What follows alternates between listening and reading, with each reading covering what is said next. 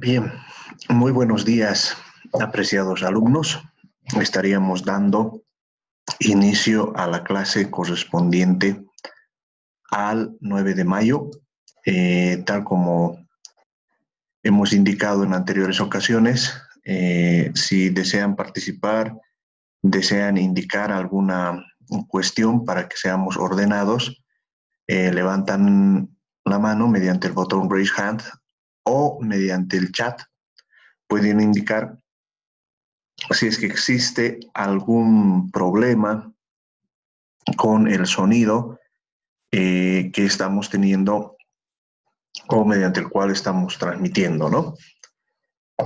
Bien, entonces, el día de hoy lo que vamos a comenzar a analizar es todo lo referido a las fluctuaciones de corto plazo. Como habíamos visto en nuestra anterior clase, en realidad existe la posibilidad de que la política fiscal pueda incidir en todo lo que significa el nivel de demanda agregada. Entonces, sobre esa base, hemos construido escenarios que nos permitan establecer los mejores criterios para que podamos trabajar esto, ¿no? Hemos analizado también de forma muy rápida cuáles serían las implicaciones en relación a la deuda, ¿no? Pero en este caso, lo que vamos a ver es un modelo, el clásico modelo ISLM. Vamos a hacerlo con relativa velocidad porque esto ustedes ya lo conocen, ya saben cómo funciona, lo han visto en macroeconomía. Pero lo que vamos a hacer ahora es básicamente establecer cómo este modelo puede ser utilizado para que podamos analizar los efectos de la política fiscal en una economía cerrada, ¿no?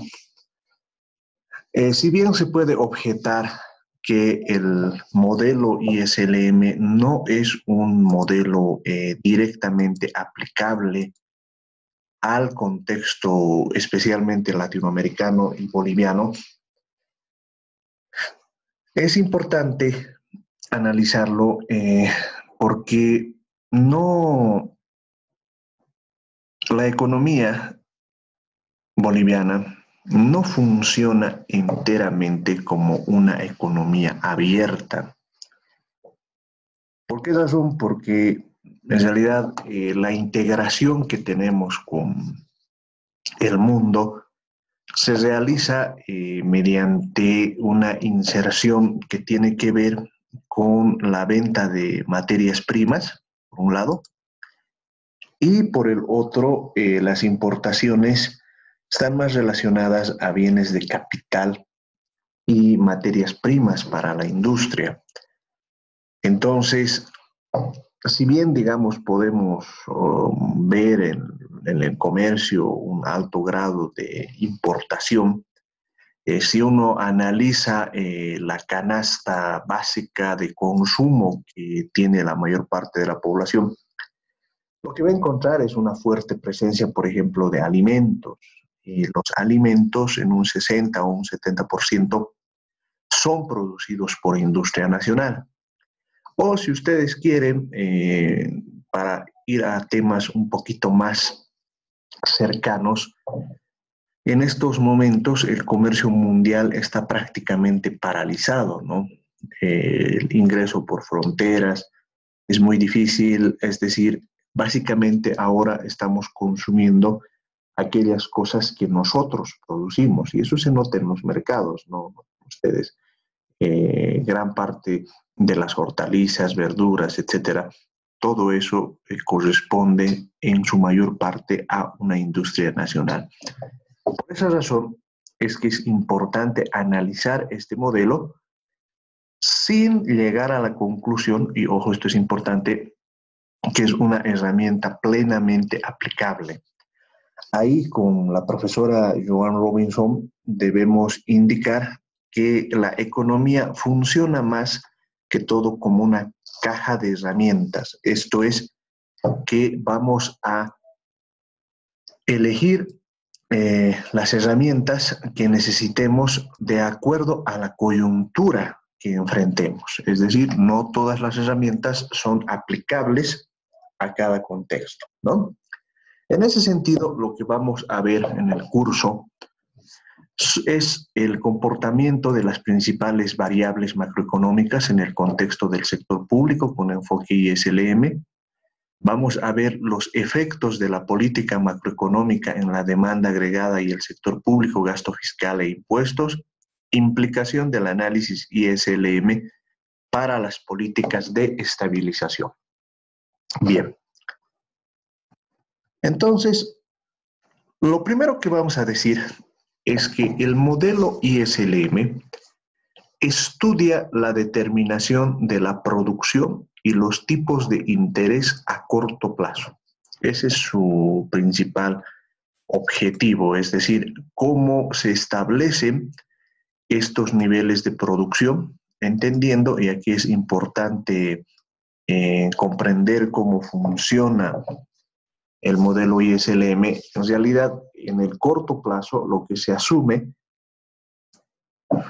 es que la producción está determinada por la demanda agregada. Es decir, existe un nivel de producción definido por el lado de la oferta por el stock de capital y de mano de obra existente en un país. Lo que se analiza es que ambos stocks están definidos y en el corto plazo no pueden cambiar. Para ponérselos de una forma práctica, como analizaban los economistas clásicos antiguos, ellos, por ejemplo, hacían cálculos al estilo de cuánto tiempo se necesita para producir un obrero. Y un obrero se necesita al menos 15 años, ¿no? Es el tiempo en el que una persona crece. Eso más o menos se analiza en el corto plazo, ¿no? La mano de obra que podemos disponer en el corto plazo es fija, ¿no? Ahora, esto ha sido uno de los supuestos más cuestionados, ¿no? Porque en realidad en los países lo que existe, a pesar de todas las restricciones que puedan presentarse al transporte, al traslado de personas, lo cierto es que hay una alta tasa de migración y es una de las situaciones que ha hecho precisamente que el coronavirus se expanda tan rápidamente, porque nos movemos todo el tiempo, ¿no? Incluso un país como los Estados Unidos, que tiene un fuerte control migratorio, todo el tiempo tiene un fuerte flujo de personas que ingresan a los Estados Unidos y aumentan la oferta de trabajo, ¿no? O piensen ustedes, por ejemplo, lo que ocurre en el Medio Oriente con las guerras. En fin, hay una serie de situaciones que hacen que no siempre este supuesto se cumpla a la perfección. Pero aún con eso asumimos que ese stock es permanente y lo propio con el capital.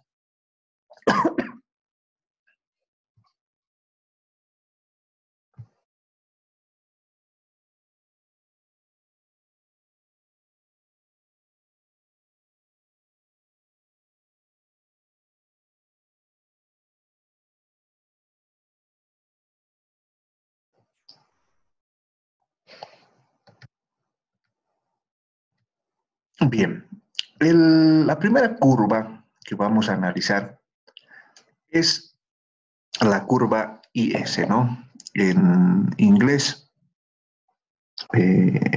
saving quiere decir ahorro. En realidad, la curva IS lo que nos muestra es la relación existente o el equilibrio existente en el mercado de bienes a partir del equilibrio existente entre ahorro e inversión. Como les decía, en el modelo ISLM se asume que la producción es determinada por la demanda, es decir, hay un stock de nivel de producción. Se asume que las economías no necesariamente funcionan en el pleno empleo. Esto quiere decir que hay desempleo de mano de obra, hay desempleo de capital. Las empresas no funcionan a plena capacidad. Es un poco lo que está ocurriendo ahora. Hay una gran cantidad de empresas que están funcionando a media máquina, ¿no? Piensen ustedes, por ejemplo, en BOA. BOA en estos momentos tiene una gran capacidad productiva, pero no la está utilizando porque no hay vuelos, ¿no? Y aun cuando se levantase la cuarentena, es probable que únicamente trabajemos al 50%. Entonces, este nivel de producción es definido por la demanda agregada.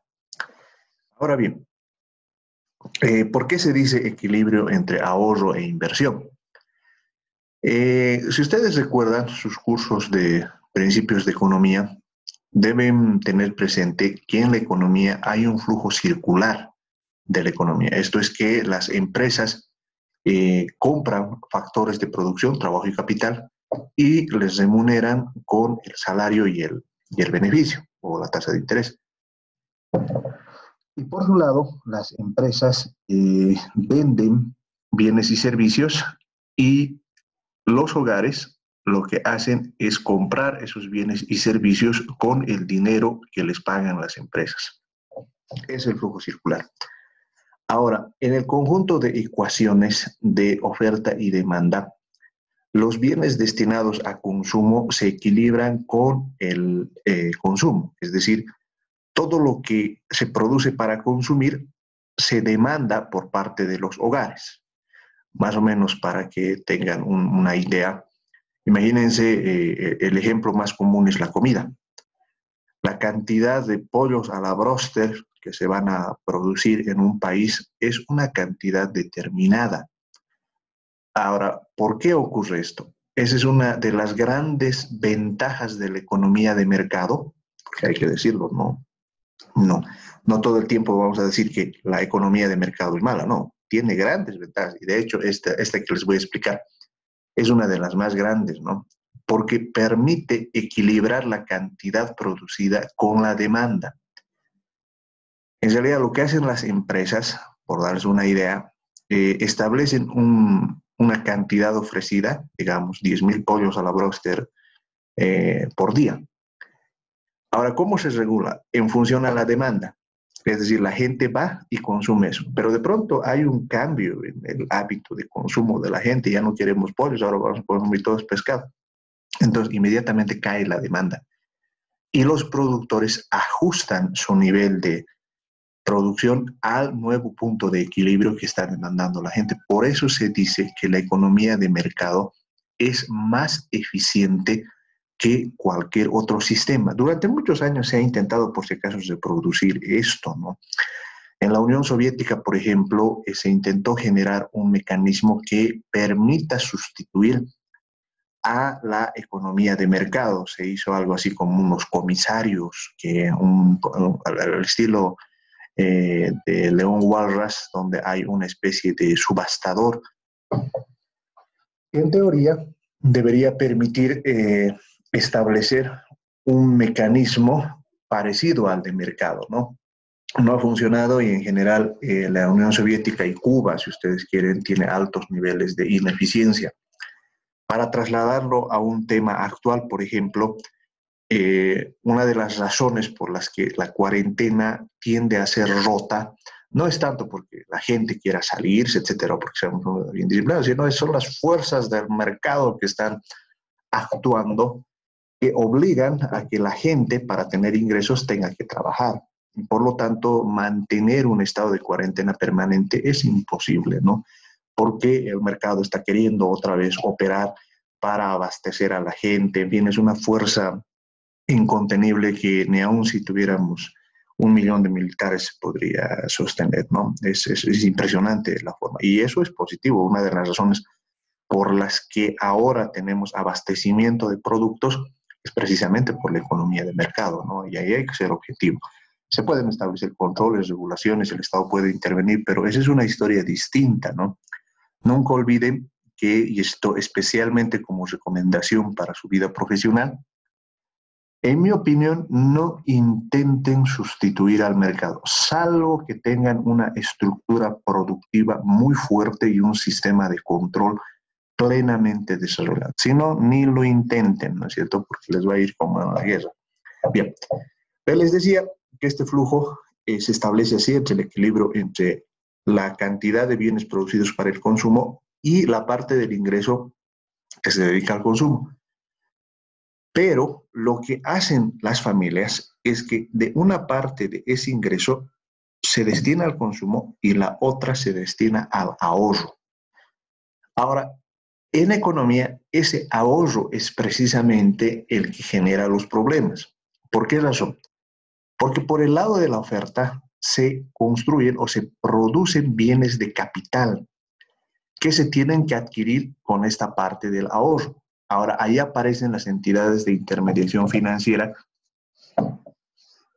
que van a hacer precisamente el trabajo de trasladar esa parte del ahorro hacia la inversión y por lo tanto a adquirir esos bienes de capital. En otras palabras, el ahorro es la parte fundamental que permite la inversión y por ende el crecimiento de la economía. En otras palabras, y esto es lo interesante del modelo ISLM, lo que se muestra es que una economía para funcionar tiene que invertir y eso va a permitirle crecer, aumentar el stock de capital, pero para invertir tiene que ahorrar, ¿no? Ahora, el ahorro, por si acaso, y esto en el modelo ISLM es muy interesante en eso, no lo ve desde el punto de vista de la emisión monetaria, ¿no? Es decir, no se establece que, por darles una idea, si digamos, hacemos que una persona que estaba ganando 10.000 bolivianos, le hacemos ganar 12.000 bolivianos y eso va a aumentar 2.000 bolivianos de ahorro, no, sino es un enfoque desde el punto de vista del producto, es decir, de todo lo que producimos, qué parte lo consumimos, lo destruimos y qué parte ahorramos. Entonces, cuando el ahorro se equilibra con la inversión, quiere decir que la economía está funcionando. Y lo que trata de hacer la curva IS es establecer los distintos puntos a lo largo de la curva en los cuales se establece este equilibrio entre ahorro e inversión. Por esa razón decimos que la demanda es igual al consumo más la inversión más el gasto del gobierno. El consumo es una función del ingreso disponible. ¿Por qué decimos del ingreso disponible? Porque por I vamos a establecer el ingreso y por T vamos a establecer el nivel de impuestos que tengamos, ¿no? Se asume como variables exógenas al principio de la construcción de este modelo el nivel de impuestos, la inversión y el gasto del gobierno. Digo que al principio porque en realidad van a notar ustedes que la inversión es algo que está definido o se construye a partir de la tasa de interés. Bien. Entonces, lo que vamos a decir en términos del equilibrio entre el nivel de producción, el consumo, la inversión y el gasto del gobierno.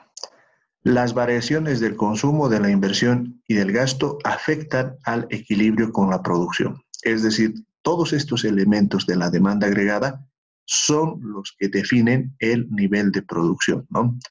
Para una aplicación, por decirles, al escenario actual, eso quiere decir que si en estos momentos el nivel de consumo cae, y si el nivel de consumo está cayendo porque en realidad no estamos comprando lo que comprábamos antes, no solo piensen en la industria del turismo, piensen en otro tipo de actividades que realizábamos, o sea, había mucha gente que los fines de semana almorzaba fuera de su casa, ahora no lo está haciendo, entonces hay una caída del consumo, hay una caída de la inversión que se produce porque ahora es difícil invertir, ¿no?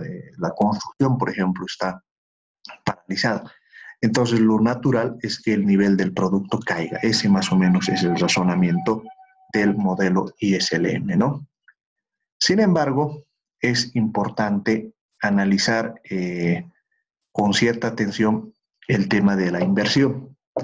En el modelo ISLM, la inversión depende del nivel de ventas y del tipo de interés. ¿Por qué el nivel de ventas? Porque cuando los inversionistas deciden poner su dinero, poner su capacidad para la construcción, para la ampliación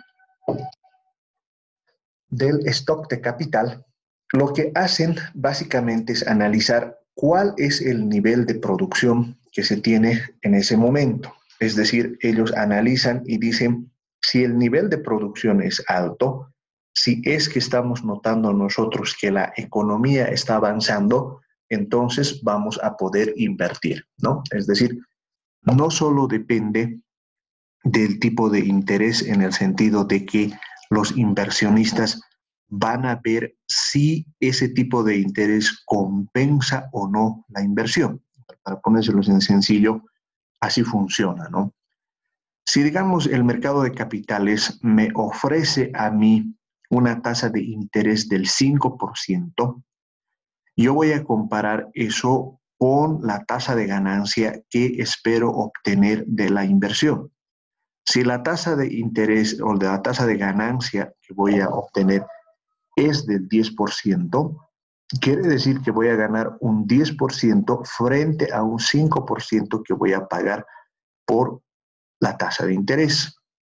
Entonces, eso es negocio. Pero si mi inversión me reditúa únicamente un 2%, lo que voy a hacer es que comparo ese 2% con el 5% y mi conclusión va a ser que no me conviene invertir.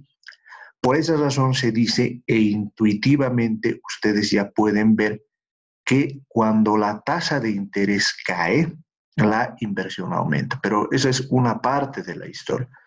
La otra parte tiene que ver con el nivel del producto, con el nivel de ingreso que tenga la gente. ¿Por qué razón?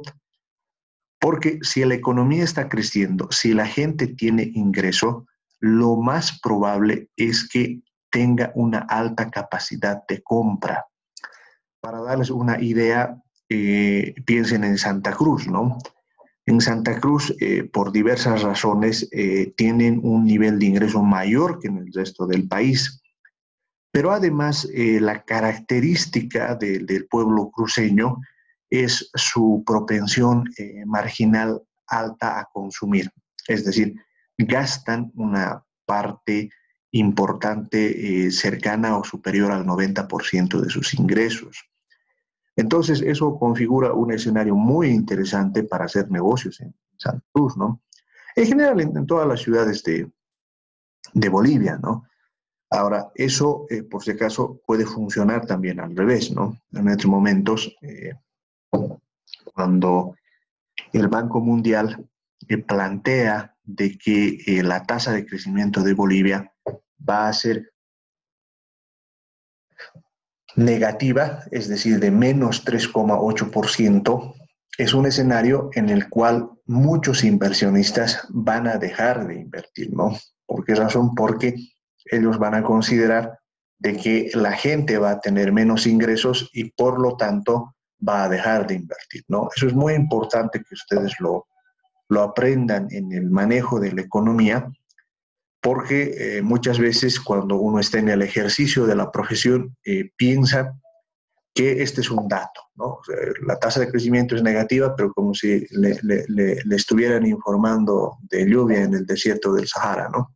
O sea, pensamos que no es importante, no, es muy importante. Esa señal del Banco Mundial, del Fondo Monetario Internacional, es tremendamente negativa. ¿Por qué razón? Porque los inversionistas van a razonar en función a una producción que va a tender a caer, ¿no es cierto? Y en ese sentido, por más que se bajen los tipos de interés, como está ocurriendo con, me parece, una lentitud desesperante, porque la ASFI no se está moviendo con la velocidad necesaria, no hay una coordinación entre ejecutivo y legislativo para las leyes que serían necesarias para una situación como la que estamos viviendo. En general, lo que van a hacer es que se profundice la recesión. Pero, ¿cuál es mi punto? Que la inversión depende positivamente del nivel del producto y negativamente o inversamente de la tasa de interés. En otras palabras, si el nivel del producto aumenta, aumenta la inversión. Si la tasa de interés aumenta, la inversión disminuye. Ese es el razonamiento que tenemos dentro del modelo ISLM, ¿no?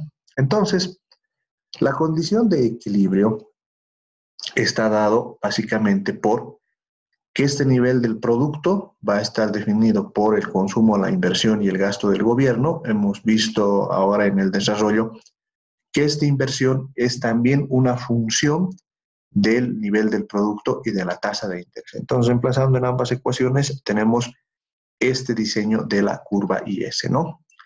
El lado I, o en todo caso la variable Y, es la oferta de bienes, y esta parte de la ecuación, el lado derecho, corresponde a la demanda de bienes, ¿no? Ahora bien, ¿cómo es que se construye la curva IS, no?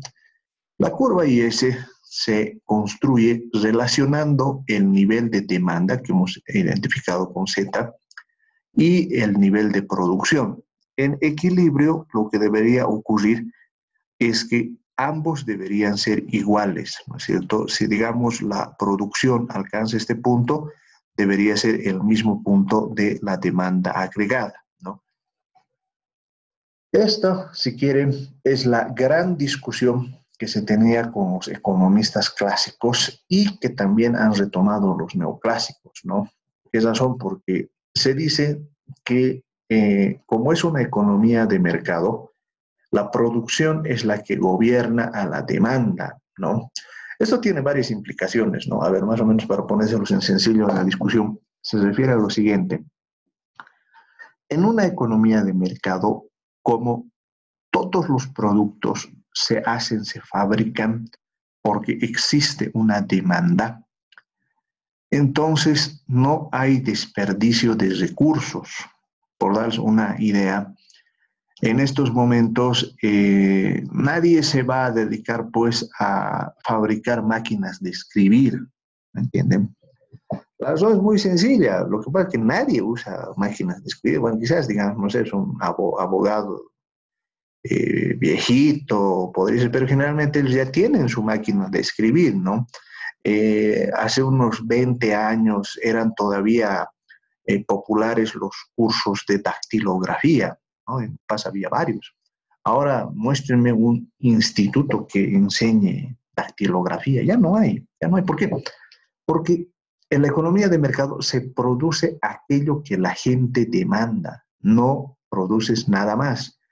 Inmediatamente el mercado te dice que lo que estás produciendo ya no sirve, se discontinúa, o sea, ya no se hace, ¿no? Por ejemplo, hace unos años, tal vez ustedes tengan todavía algunos, esos televisores de cabeza grande, ¿no es cierto?, que tenían los cañones de haz de luz, que eran enormes, ¿no? Ahora ya no, o sea, todo el mundo utiliza pantallas planas. O para no ir tan lejos, ¿no? Varios de ustedes tal vez no han llegado a conocer, pero antes la información se manejaba en disquetes, ¿no? En unos cuadraditos negritos. Y era una belleza, ¿no? Se vendían en todo lado los disquetes, tenían una capacidad limitada, se podían almacenar 1.44 megabytes, ¿no?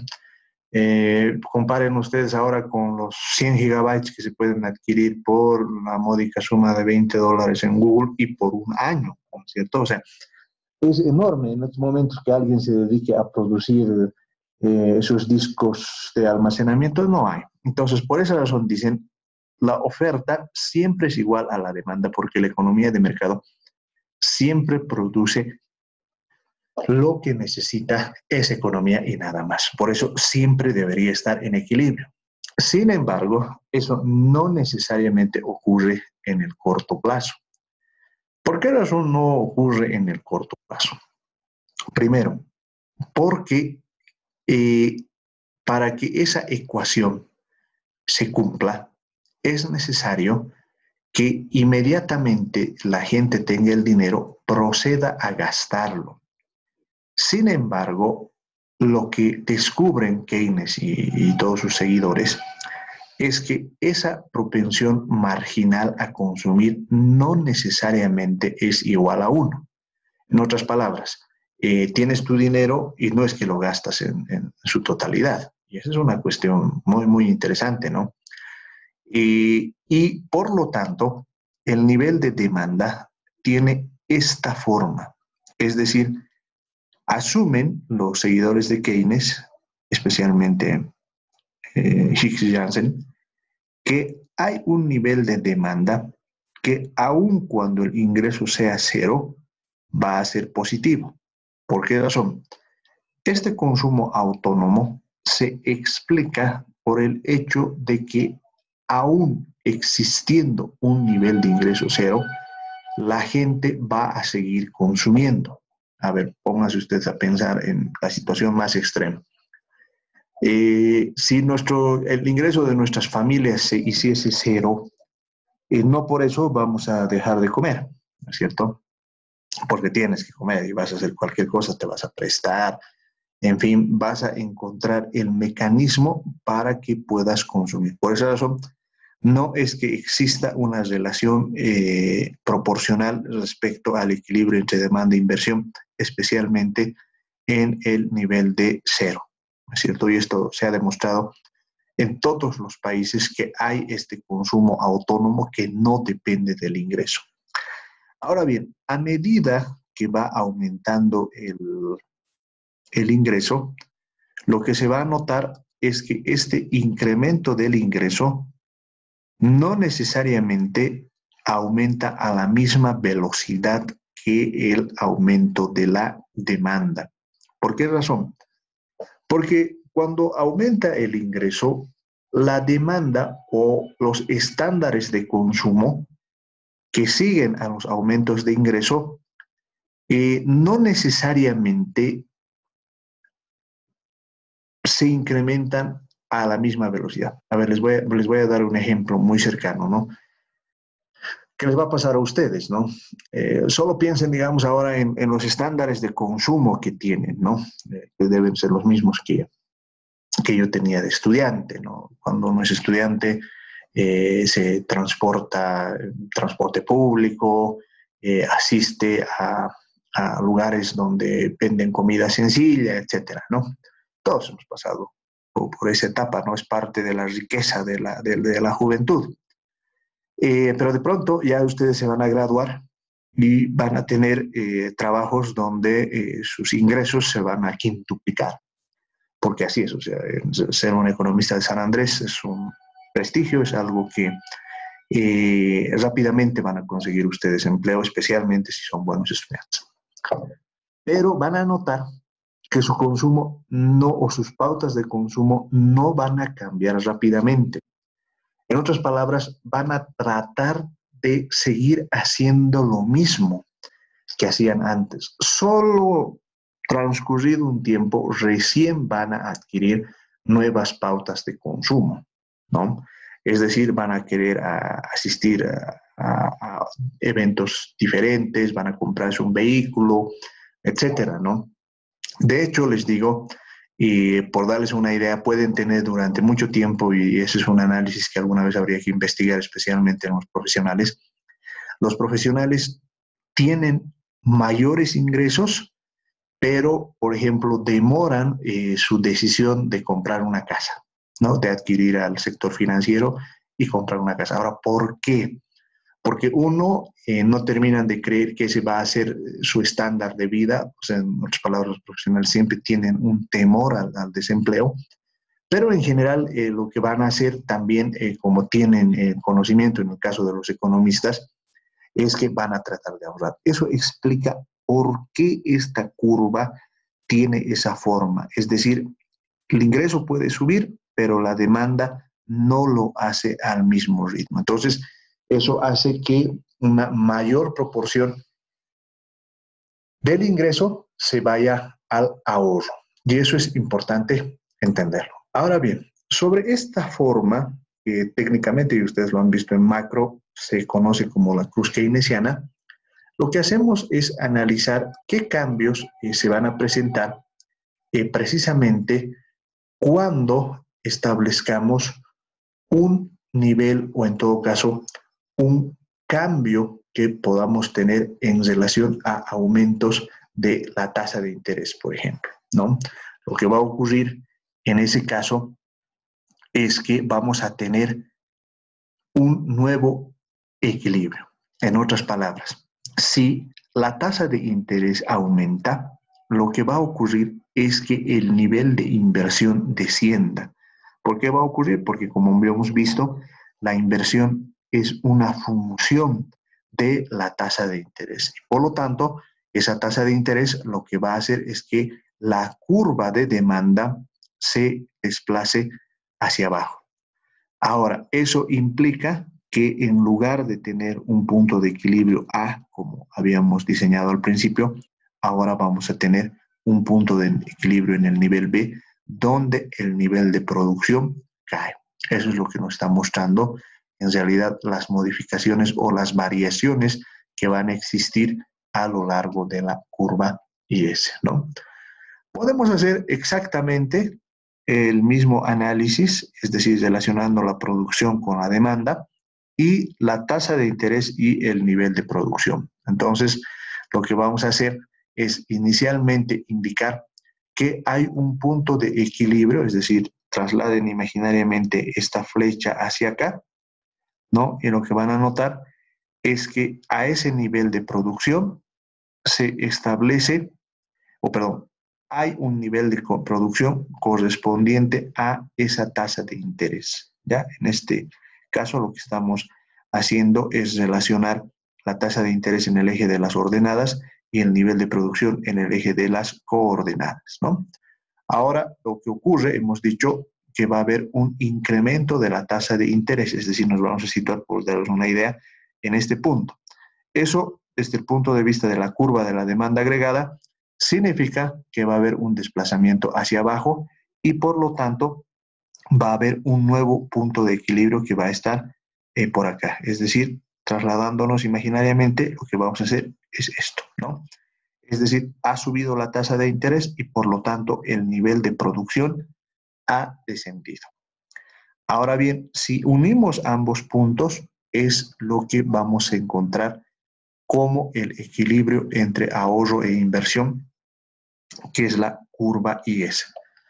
¿Qué nos está mostrando la curva IS? Nos está mostrando que hay una serie de puntos de equilibrio entre los cuales el ahorro se equilibra con la inversión y que corresponden a distintos niveles de producción. Por darles una idea, en realidad, cuando la tasa es más alta, esa tasa más alta es consistente con un menor nivel de producción. ¿Por qué razón? Porque si hay una tasa de interés alta, lo que va a ocurrir es que en el mercado de fondos prestables va a haber una menor disposición de ahorro, ¿ya? A ver, en este modelo, la tasa de interés se define como en cualquier mercado, por la cantidad de fondos prestables a disposición versus la demanda de esos fondos prestables. Para que me entiendan este galimatías, ¿no? No piensen en tasas de interés, sino piensen en naranjas. El precio de la naranja, que es equivalente mutatis mutandi al precio del dinero, la tasa de interés, está definido por la oferta y demanda de naranjas. Si la oferta de naranjas aumenta, el precio de la naranja disminuye. Si la demanda de naranjas aumenta, el precio de la naranja aumenta. Igualito es el dinero.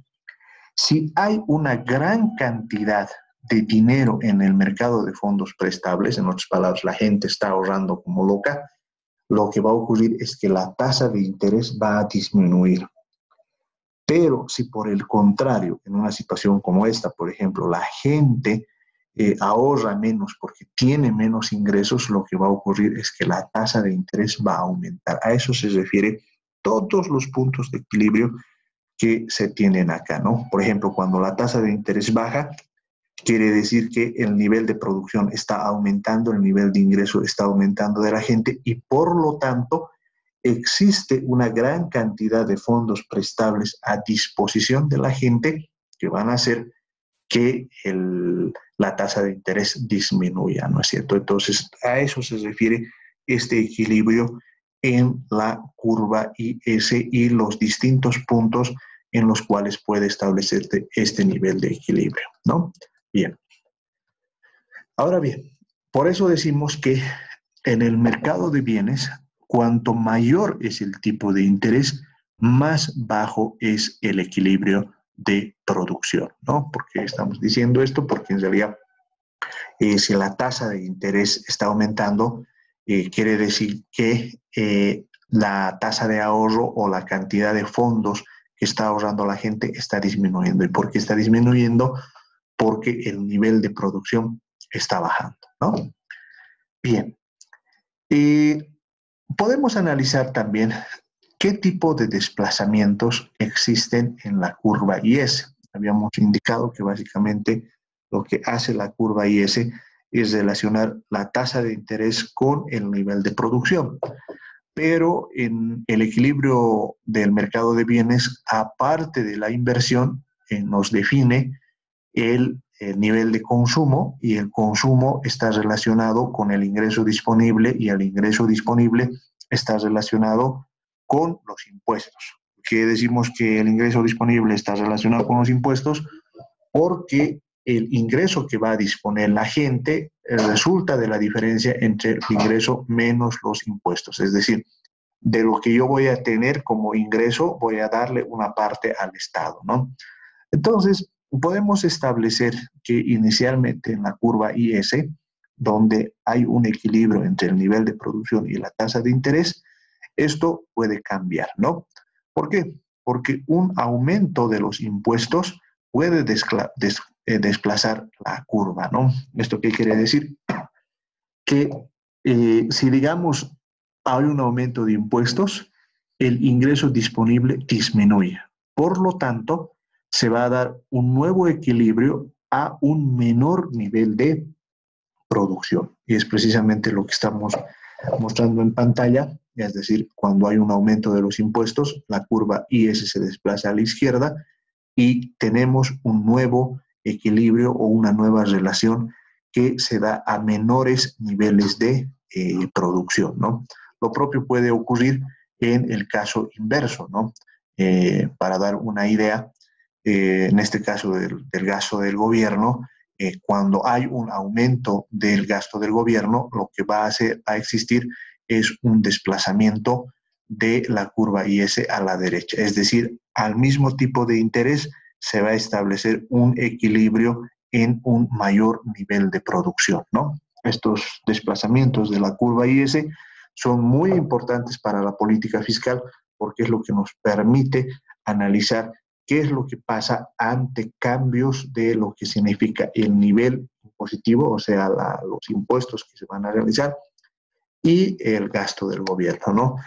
Para que tengan una idea, voy a volver a mi anterior gráfico. En realidad, si notan ustedes, acá puede haber un aumento de los impuestos, ¿no? Pero ¿qué pasa cuando hay una disminución de los impuestos? Cuando hay una disminución de los impuestos, la curva IS se desplaza a la derecha. Eso quiere decir que al mismo tipo de interés va a corresponder un equilibrio mayor en cuanto al nivel de producción. Esto es tremendamente importante para el caso boliviano, ¿no? Si notan ustedes, lo que se ha hecho es diferir los impuestos para el mes de mayo, ¿no? No es en puridad, digamos, una disminución de impuestos, pero al menos se espera que los impuestos no pagados se traduzcan en consumo. ¿No? ¿Por qué digo que no es precisamente una disminución de impuestos? Porque no tienen que olvidar ustedes que los agentes toman sus decisiones dentro de campos intertemporales. Eso quiere decir que la decisión que tomo hoy no la tomo solo en función a lo que estoy viendo actualmente, sino la expectativa que tengo respecto al comportamiento de las variables en el futuro. En otras palabras, este caso de los impuestos, por ejemplo, podría ser el campo para que varios de ustedes hagan una tesis, en el sentido de que hay pues una equivalencia ricardiana en términos de los impuestos. Eso quiere decir que si ahora yo no voy a pagar los impuestos, igual voy a tener que pagar en el futuro. Entonces, ¿qué voy a hacer? Lo que voy a hacer no es aumentar mi consumo, sino lo que voy a hacer es dejar de gastar y ahorrar ese monto para pagar los impuestos, ¿no? Este tema de la equivalencia circadiana se da para muchos temas, incluido, por si acaso, el tema de el no pago de las obligaciones financieras. Hay mucha gente que, como no ha pagado estos 2 meses, en realidad lo que está haciendo es ahorrar ese dinero para pagar esas obligaciones que en teoría van a empezar en junio, otra vez a cumplirse, ¿no? Y en ese sentido el consumo no ha variado. Otra gente que tiene un poquito más de experiencia en términos del ámbito financiero, economistas o estudiantes de economía que conocen, lo que han hecho es directamente ir y pagar al banco, ¿no? Porque no tenía sentido el hecho de posponer una obligación, porque todo el mundo sabe que el valor del dinero en el tiempo cambia y por lo tanto, si no te cobran ahora un monto, te van a cobrar un monto más grande en el siguiente periodo, ¿no? Entonces, esos son elementos muy interesantes que explican el funcionamiento de la curva, ¿no? Por ejemplo, acá, si ustedes quieren, podríamos abrir la sala con esta pregunta antes de pasar al análisis de la curva LM, que me gustaría conocer, por ejemplo, su opinión, ¿no? ¿Cómo desplazaría un descenso de la confianza del consumidor a la curva S, ¿no? Y S. Entonces, lo que vamos a hacer durante unos minutos vamos a volver si es necesario a la presentación, pero me gustaría escuchar sus criterios, ver cómo ven todo este tema del análisis de la curva IS, ¿no? Y si hay alguna pregunta, alguna consulta hasta esta parte, para que tengamos claro cómo funciona el análisis IS en el contexto de la política fiscal, ¿no? Entonces, adelante, por favor. El escenario es suyo, ya saben, quien quiera participar me lo puede solicitar vía mensaje o también puede levantar la mano mediante el botón Raise Hand que tienen ustedes a la derecha de la pantalla de Zoom. Adelante, por favor.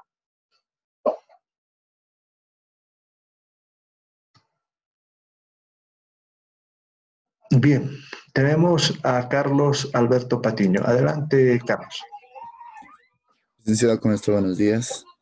Ya. Eh, bueno, en respecto al tema de confianza, supongo que debe referirse un poco al tema de expectativas, ¿no, licenciado? Así es, así es.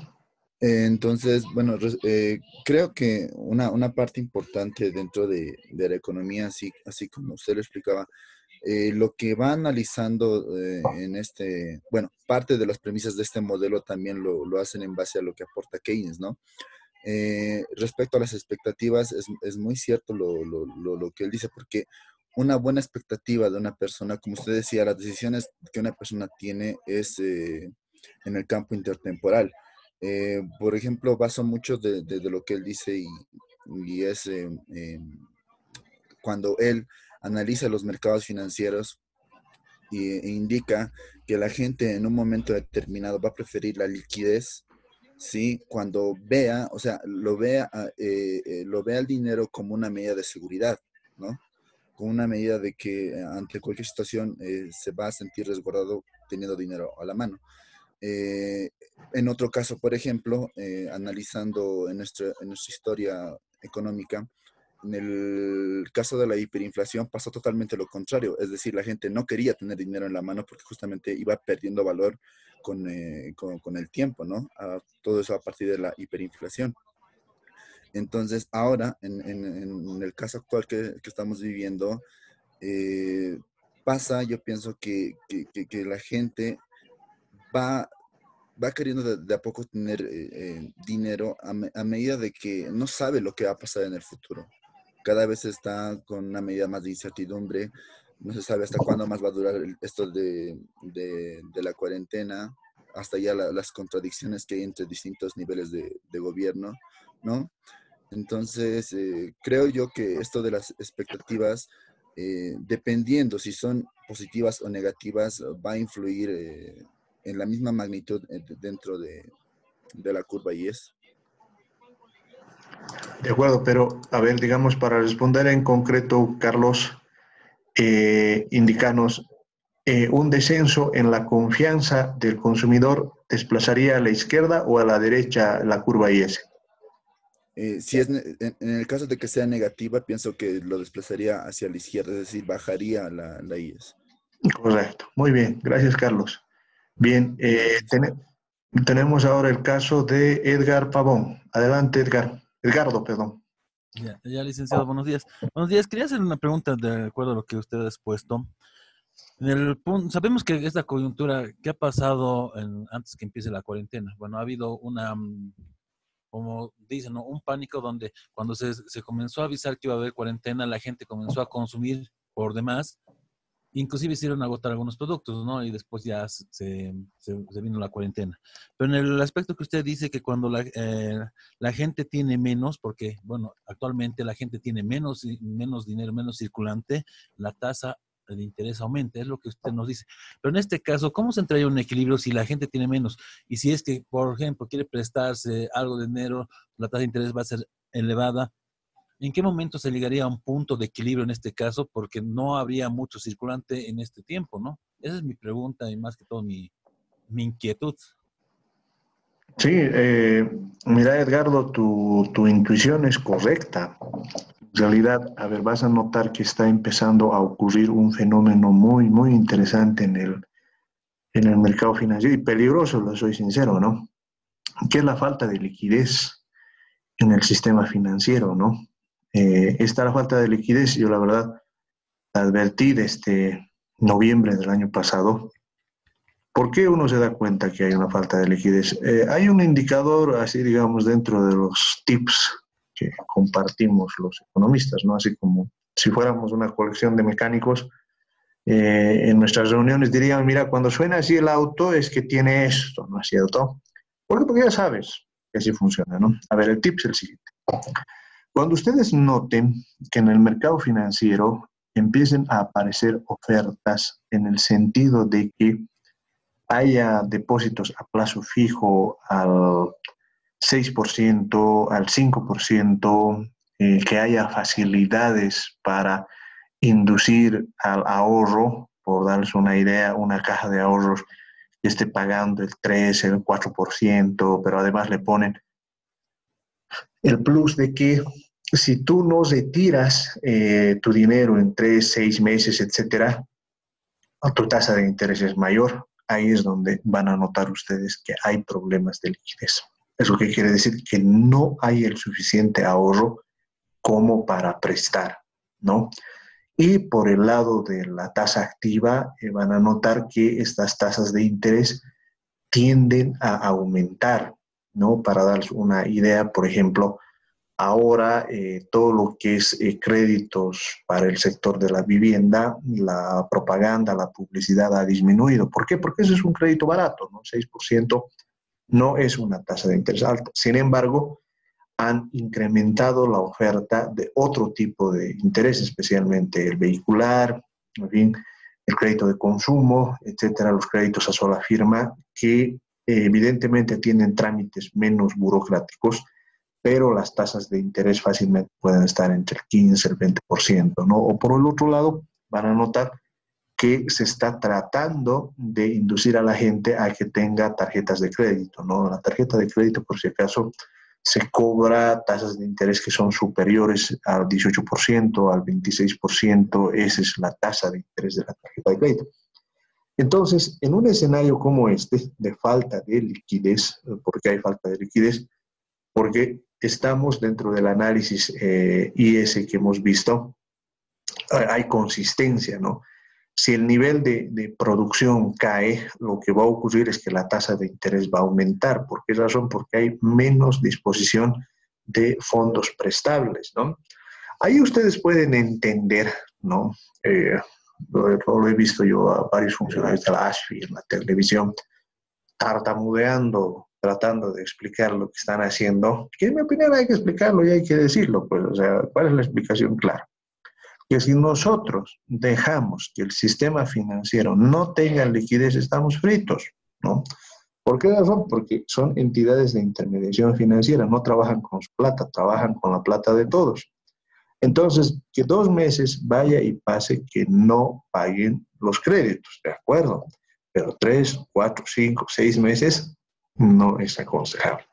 ¿Por qué razón? Porque van a tener problemas de liquidez. Por esa razón ellos quieren que en realidad a partir de junio ya empecemos a pagar los créditos, porque si no se van a quedar sin plata. Ahora, ojo, había otra opción, ¿no?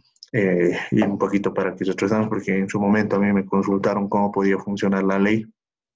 Yo les dije, no se metan con todo el sistema financiero. En mi opinión, lo mejor era que únicamente se condone intereses y dejen de pagar durante 6 meses aquellos créditos que sean menores a $10,000, que corresponden únicamente al 20% del total de la cartera.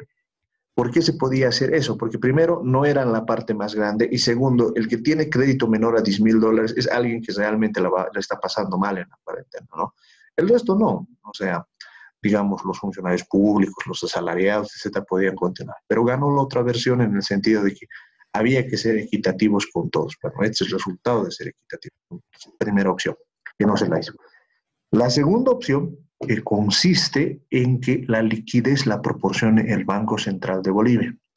En otras palabras, crear un instrumento de inyección de liquidez a una tasa, la he calculado yo, del 0,5%. Ahora ustedes me podrían decir, pero eso ya lo está haciendo. No.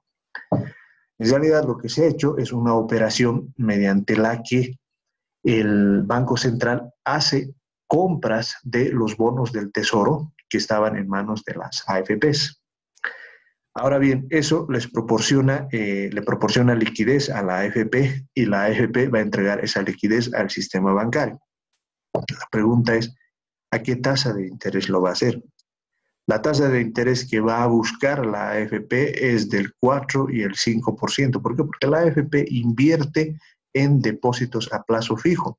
En otras palabras, lo que va a ocurrir es que los bancos van a tener acceso a dinero caro. En economía, no se olviden, ¿no? Tienen que tener mucho cuidado con la proporción. En Bolivia, una tasa de interés del 5 al 6% en el sistema financiero ya es alta, ¿no? No ocurre lo mismo, por ejemplo, en Brasil, ¿no? Donde una tasa puede estar en 18%. Piensen en Argentina, ¿no? En Argentina se dan créditos al 66% de tasa de interés, una locura total. Pero como nuestra economía es más estable, entonces una variación del 4 al 5%, etcétera, es enorme. Para que tengan una idea de lo que estoy hablando, en los Estados Unidos, por ejemplo, una variación de la tasa de interés de 0,50 a 0,75 equivale a una variación enorme y puede destruir a los mercados financieros, ¿no? Bien, sigamos. Entonces, para terminar mi pregunta, ¿en qué momento se llegaría a un punto de equilibrio? Cuando ya las entidades financieras tengan alta liquidez y la gente puede invertir, más o menos es eso, ¿o en qué momento se llega a ese punto de equilibrio que teníamos antes? A ver, esa es una interesante pregunta, ¿no? Sabes, Edgardo, es muy difícil encontrar un punto de equilibrio en la economía, ¿no? Más o menos, a ver, te lo voy a poner en un ejemplo que tú me vas a entender. Cuando tú conduces un vehículo, ¿en qué momento tú puedes decir que has alcanzado el equilibrio? Y la verdad es que es muy difícil decirlo, ¿no es cierto? Porque en realidad la velocidad del vehículo depende de por dónde estés yendo.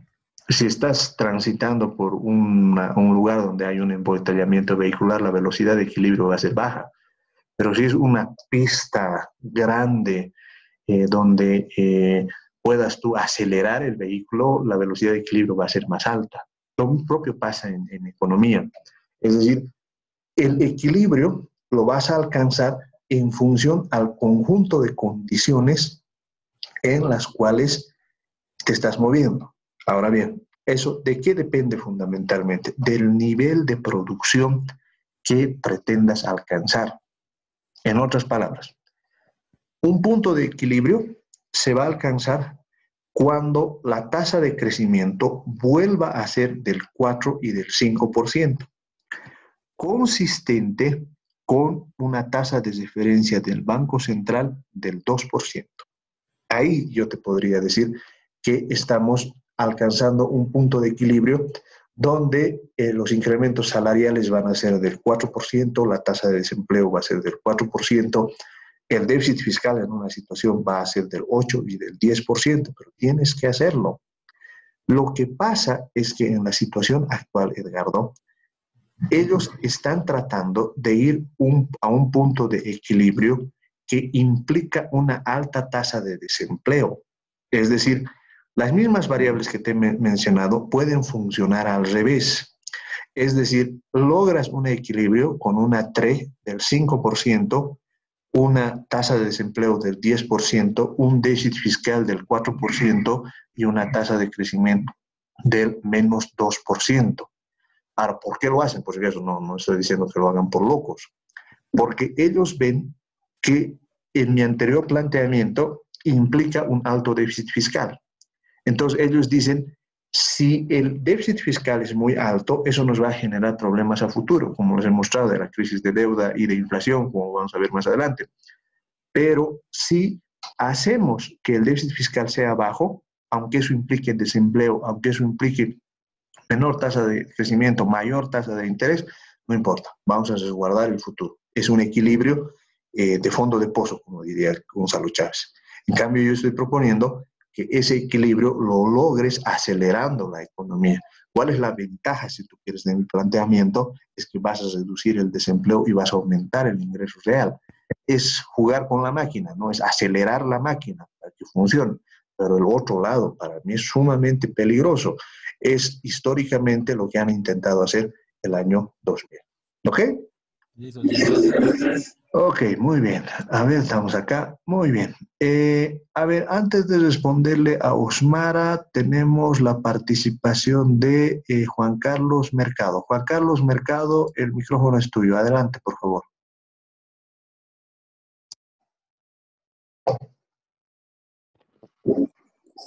Buenos días, licenciado. Adelante, adelante, Juan Carlos. Buen día. Buenos días, licenciado. Disculpe, primero voy a empezar con una pregunta. Mi pregunta va relacionada a la actual crisis económica que estamos viviendo, que vamos a vivir, ¿no? Licenciado, como usted nos explicó, nos explica, esta actual recesión económica que estamos viviendo está ya ha sido o está comparado a la Gran Depresión que hemos vivido en los años 30, ¿no? Y como usted sabe, licenciado, en ese entonces se ha aplicado políticas económicas como el New Deal, donde el principal interventor ha sido el Estado. Entonces, mi pregunta va relacionado en ese sentido, licenciado. ¿Debemos esperar un plan parecido al New Deal ahora en la actualidad?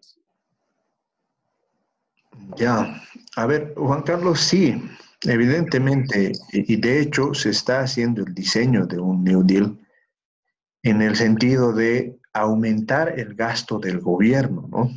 Sin embargo, no es tan sencillo. O sea, a nivel teórico te puedes dar cuenta de eso, ¿no?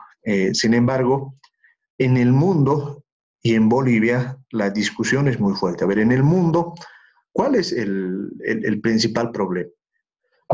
El principal problema es que en estos momentos la divisa o el dinero mundial es el dólar. ¿Ya? Ahora, a la Reserva Federal norteamericana o al conjunto de reservas federales que se tienen en los Estados Unidos, ellos no ven que el problema sea mundial. En otras palabras, ellos asumen que la Reserva Federal lo que tiene que cuidar es la economía norteamericana, y eso el presidente Donald Trump lo ha dicho N veces: América para los americanos, ¿no? El mundo que se las arregle como pueda, ¿no? Entonces, el comportamiento de la Reserva Federal, van a notar ustedes que responde más a lo que está ocurriendo en Norteamérica, más de lo que está ocurriendo En el mundo, las variaciones que hacen en la tasa de interés responden a los niveles de crecimiento que quieren para los norteamericanos. Ahora, ¿por qué les digo que esto es importante? Esto es importante porque la mayor parte de las crisis en América Latina y en el mundo van a ser crisis cambiarias, van a ser crisis de balanza de pagos. Para saltarme al caso boliviano, lo que van a notar ustedes es que la gran preocupación que se tiene actualmente es la caída de las reservas internacionales. Porque si las reservas internacionales caen, vamos a tener que devaluar y si devaluamos va a haber inflación, etcétera. Así funciona. La otra gran institución que podría hacer algo similar es el Fondo Monetario Internacional. Ahora, el Fondo Monetario Internacional ya ha logrado aumentar la cantidad de DEX en circulación, que es una moneda virtual ligada a una canasta de monedas y que puede emitirla el Fondo Monetario Internacional. Solo que el Fondo Monetario Internacional está analizando los problemas de riesgo moral que significan hacer eso, ¿no? A ver, el problema de riesgo moral más o menos funciona de esta manera, ¿no? Si, digamos, en estos momentos a cada uno de ustedes les doy $20,000, ¿no? Me adorarían. El problema radica es que esos $20,000 van a cambiar su forma de ver el mundo y las expectativas que van a tener a futuro, ¿cierto? Por ejemplo, muchos de ustedes podrían agarrar y decir, como tengo $20,000, ya no necesito estudiar, me voy a dedicar a gastarlos, unos buenos 3 años. Otros los van a invertir. El problema radica en que cuando entregas dinero, la gente ya no asume que ganar ese dinero tiene relación con el esfuerzo dado. Ese es un problema de riesgo moral que está analizando el Fondo Monetario Internacional y por eso está tardando tanto en las inyecciones que ya deberían haberse hecho. Y un problema similar se ve en el plano interno, ¿no? A ver, fíjense ustedes, ¿por qué razón el Ministerio de Economía y Finanzas Públicas no está haciendo gigantescas inyecciones de dinero en este momento, ¿no? Los bonos son pequeños, lo que era para 30 días, ahora son para 50 días. La gente está reclamando, ¿no? La provisión, digamos, de medicamentos, insumos, contratación de personal, en este momento debería ser enorme. Pero ellos, ¿qué están viendo? Que no tienen ese dinero. Y por lo tanto, lo que deberían hacer, que lo han hecho de forma tímida con los $1,000 millones para financiamiento del Tesoro, el crédito de contingencia. Pero eso ya se ha acabado. O sea, se ha acabado el momento en que ya hemos pagado la planilla correspondiente a abril. Pero la pandemia continúa. Entonces, ellos prefieren retener el tema y pasar la responsabilidad a los municipios que no tienen plata. Entonces, no es tan fácil construir un programa de estas situaciones porque la expectativa que tienen los gobiernos es que si no lo hacen bien, si no funciona, a la vuelta de la esquina está la inflación, ¿no? De hecho, en realidad, hay un libro muy, muy bonito que se llama Keynes versus Hayek, ¿no? De Thomas Watson. Alguna vez, a ver, cuando volvamos, se los voy a fotocopiar. Ahí te muestra con claridad la controversia que hubo dentro del propio New Deal. Había inyecciones de dinero muy importantes en la línea keynesiana, pero luego se asustaban y retrocedían y volvían a avanzar, ¿no? Entonces, yo creo y coincido contigo, Juan Carlos, en que el camino es ese, eso hay que hacer. Pero ya cuando estás en el terreno de la política económica, lo que domina es la duda, el miedo, ¿no?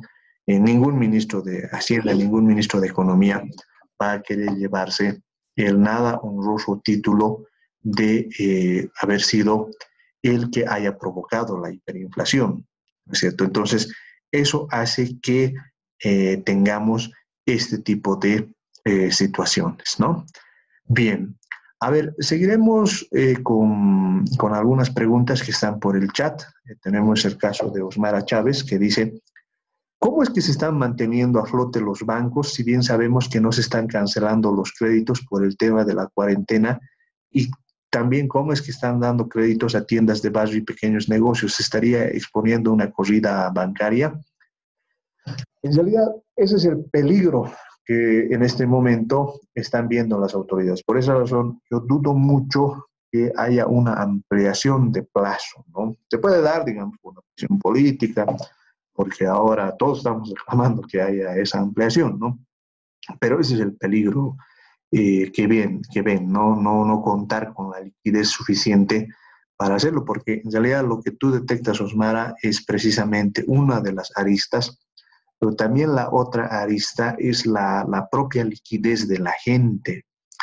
Y no se olviden, cuando ustedes estén administrando el país, el sistema financiero tiene que ser la niña de sus ojos, ¿no? Con el sector público hay más rango, ¿no? Ahí, digamos, es más la habilidad de cazador de tigres que tienen que tener en los que manejen la política fiscal, ¿no? Ahí tienen que estar los aguerridos, los que no le tengan miedo a estas cosas, pero con el sector financiero no. ¿Por qué razón? Porque el sector financiero está en los ojos del público. ¿Y cómo son los ojos del público? Es muy sencillo de darse cuenta, es el cajero. En realidad, la gente tiene que ir al cajero automático, quiere retirar 50 bolivianos, encuentra, quiere retirar los 3.500 bolivianos, que son el límite de retiro diario, tiene que poder retirarlos. ¿Por qué? Porque si en algún momento falta la plata, lo que va a ocurrir es que eso puede generar un desastre, ¿no? Es lo que a mí me parece, y es el mayor peligro, por eso les digo, yo coincido con la anterior participación, de no hacer un programa de política fiscal expansiva. ¿Por qué razón? Porque en realidad la economía se está dolarizando rápidamente. Y eso de la dolarización es siempre complicado. ¿Por qué? Porque cuando faltan dólares, ahí es donde se te complica el asunto, ¿no? En Bolivia ustedes saben que hay una libertad plena para transar en dólares y eso hay que mantener en el tiempo. Por esa razón es que, como bien detectas, Osmara, en realidad lo que se tiene que hacer ahora es tener mucho cuidado con el sistema financiero, ¿no? Así como una corrida bancaria en el corto plazo, la verdad que yo no lo veo, ¿no? Porque además yo confío en que las autoridades, especialmente del Banco Central, están monitoreando permanentemente esto. De tal manera que si, digamos, existiese un problema y el Banco Central, por si acaso, tiene indicadores para detectar esto, lo que tienes que hacer es inmediatamente agarrar bueno, les voy a dar un ejemplo que ha sido muy controvertido, pero que se tiene que hacer, ¿no? En los hechos, lo que tienes que hacer es llamar a Brinks, que es la transportadora de dinero, y del Banco Central tienen que salir los vehículos y llevar físicamente la plata a los bancos. ¿Para qué? Para que los cajeros siempre estén alimentados. Es decir, el gap o la diferencia que pueda existir entre los créditos y los depósitos se lo pueda suplir con dinero del Banco Central, ¿no? Ahora, para eso, ¿qué es lo que se tiene que hacer? Es permanentemente monitorear lo que está ocurriendo en el sistema financiero, ¿no? Luego, Nidria nos plantea una pregunta. Estaban poniendo en consideración permitir sacar un porcentaje de los ahorros en las AFPs. ¿Qué tan factible es esta propuesta y qué consecuencias podría traer esto, no? A ver, hay un escenario de factibilidad, ¿no? No se olviden que son 17.000 millones de dólares que tienen las dos AFPs al momento. Evidentemente todo está invertido, ¿no? O sea, lo líquido no debe pasar del 4%. Pero en el mundo financiero, la liquidez de los instrumentos siempre es relativa. Es decir, hay un mercado financiero en el mundo, en Bolivia, escasamente desarrollado, pero funciona. ¿Eso qué quiere decir? Que por darles una idea, ¿no? Yo puedo tener un DPF a 2 años. La intuición popular dice que esa plata no tiene que moverse hasta que cumpla los 2 años, pero no es cierto. En realidad, los bancos tienen sistemas o tienen ventanillas de descuento. ¿Qué son esas ventanillas de descuento? Que si yo tengo un DPF, aplico una operación de descuento, voy a ganar menos intereses, pero voy a tener mi dinero. Es decir, y eso se puede hacer, ojo, con cualquier activo que ustedes quieran, ¿no? Y esas son operaciones muy comunes que realizan todo el tiempo las AFIs, los bancos, etcétera. Entonces, no es un problema eso, se puede hacer. ¿Qué ventajas tendría? La gran ventaja que tendría es que vas a inyectar liquidez en la economía. Por darles una idea, si digamos al momento alguien ha ahorrado 300.000 bolivianos, le van a devolver 30.000 bolivianos, ¿no? Esos 30.000 bolivianos le permitirían, por decirles, saldar una deuda que se tenga con el banco y por lo tanto esa cuota que estaba pagando al banco la va a dedicar al consumo. O sea, ese es el lado positivo. ¿Cuál es el lado negativo? El lado negativo es que eso implica que se tenga menos dinero ahorrado para el futuro. Es decir, que la pensión que uno obtiene en el tiempo depende de cuánto haya ahorrado. Entonces, eso puede hacer que la pensión en el futuro sea más baja, ¿no? Es el lado negativo. Como corolario, lo que pasa es que en los sistemas de pensiones mucho depende cuál sea la expectativa a futuro que se tenga. Y eso no es un tema menor. ¿Por qué razón? A ver, ustedes saben que en economía existen las profecías autocumplidas. En otras palabras, si de pronto hay una expectativa en relación a la devaluación, lo más probable es que haya una devaluación. Ahora, puede ser que esa devaluación no sea al año, ¿no es cierto? Pero puede ser que sea en 5 años. Ahora, los sistemas de pensiones operan en horizontes de 30 años. Entonces, puede ocurrir que la gente considere que es mejor tener el dinero ahora que en el futuro, porque en el futuro los ahorros pueden esfumarse. Ahora podrían decirme, pero eso nunca ha pasado. Claro que sí ha pasado. Una de las razones por las que quiebra el anterior sistema de reparto es precisamente esa. En la década de los 80 aparece una devaluación, aparece una inflación y todo lo que se había aportado al sistema de reparto se esfuma, ¿no es cierto? Y técnicamente la razón, una de las razones por las que quiebra el sistema de reparto es la presencia de una devaluación y una inflación. No se olviden, el dinero cambia en el tiempo. Ahora, esto les puedo decir de nuevo como tip de economista, hay mucha gente que piensa y dice, tengo 10.000 bolivianos ahorrados, ¿no es cierto? Y puede parecer harto, pero cuando aparecen estos escenarios de devaluación e inflación, lo que ocurre es que el valor del dinero se esfuma, ¿no? A ver, trasládense en el tiempo y cuando ocurrió la devaluación e inflación de la década de los 80, concretamente en el año 85, el salario, tras la devaluación, el salario mínimo nacional era 40 bolivianos, pero era equivalente a 40 millones de pesos bolivianos antes de la devaluación.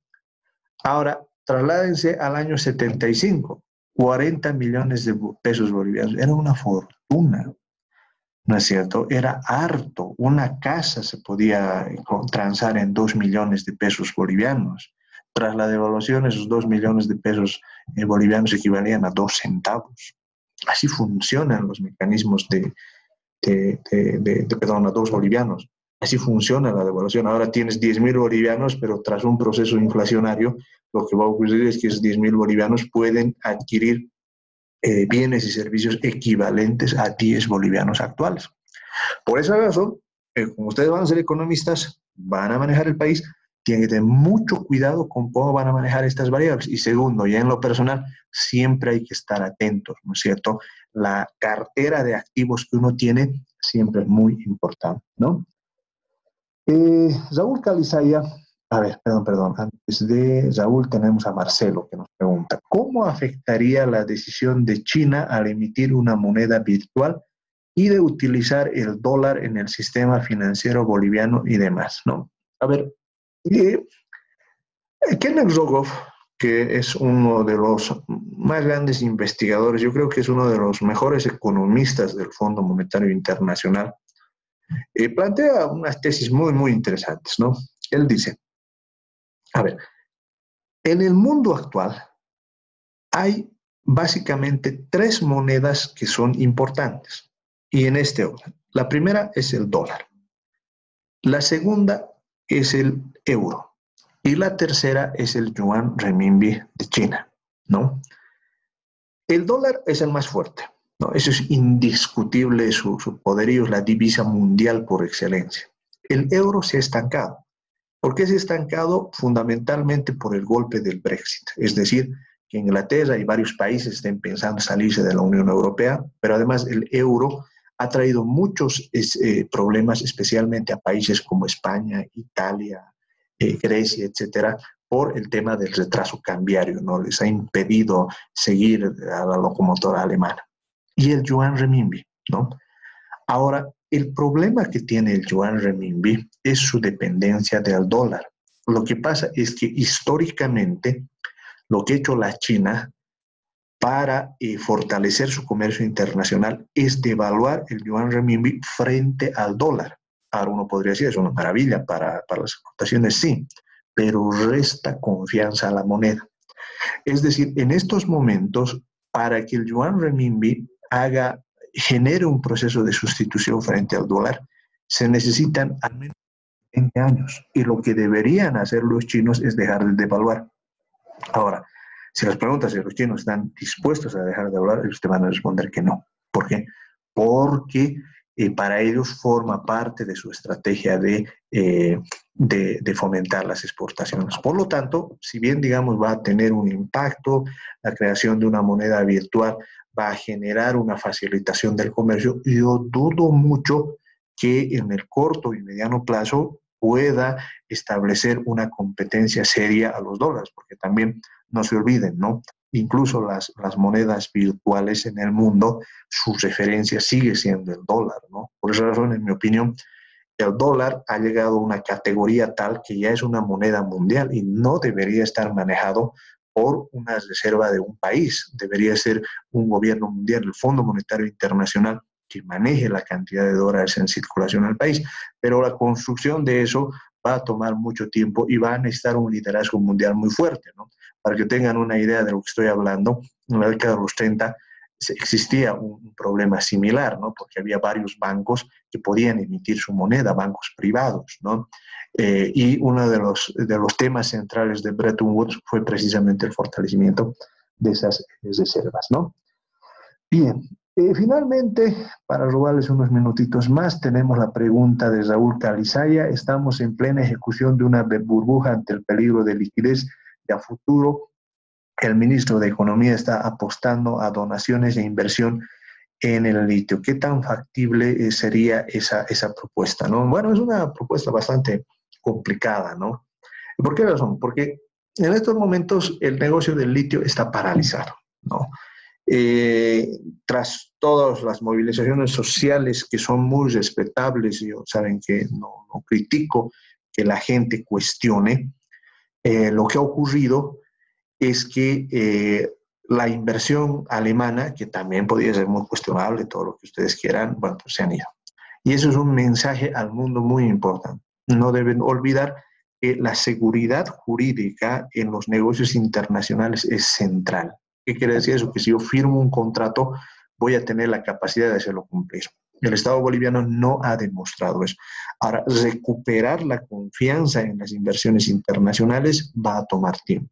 Pero además, por otro lado, existe una fuerte presión regional en el sentido de que otras deberían ser las reglas respecto a la explotación del litio, ¿no? Concretamente en la distribución de regalías a favor del departamento de Potosí, que en mi opinión es algo que se puede solucionar, pero para eso necesitas un alto grado de legitimidad que solo te van a dar las elecciones, que en estos momentos es incierto. Las elecciones nacionales se harán hasta el fin de año, nadie sabe. Las subnacionales se harán el siguiente año, nadie sabe.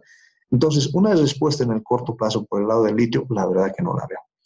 Por el lado de las donaciones, bueno, pues hasta que el Fondo Monetario Internacional cambie de opinión, eso va a tomar por lo menos un año o incluso dos. ¿Las donaciones van a seguir llegando? Sí, pero no van a ser grandes, porque los países también están teniendo varios problemas. Bolivia no está en el foco Bolivia no es África, ¿no? Bolivia tiene un nivel de ingresos medios y por lo tanto que estemos en el escenario de los donantes es muy, muy poco probable. O sea, en síntesis, yo no pienso que el programa que está planteando el actual ministro de Economía sea un programa factible, ¿no? Porque las respuestas que se necesitan son de muy corto plazo. En mi opinión, lo que debería hacer el Ministerio de Economía y Finanzas Públicas y el Banco Central de Bolivia es asumir que se requiere una política fiscal expansiva y tener un programa muy detallado respecto a lo que se va a hacer para garantizar el nivel de reservas internacionales, ¿no? Con eso lo que podríamos lograr es reactivar el aparato productivo. Lo otro me da la impresión que va a tener muchos problemas. Bueno, nos hemos pasado algunos minutos de la hora programada. Yo les agradezco mucho su interés, tal como hacemos en todas las clases. Lo que vamos a hacer, creo que en la anterior clase tuve un problemita para subirlo a YouTube, pero hoy día lo voy a solucionar. Voy a subirlo junto con esta clase y lo que vamos a hacer es vernos el siguiente jueves, ¿no? El siguiente jueves vamos a hacer algún ejercicio con el modelo ISLM si nos da algo de tiempito, y también me gustaría que el jueves veamos cómo vamos a trabajar el tema del primer parcial. Les agradezco mucho y nos vemos el día jueves, mis compañeros.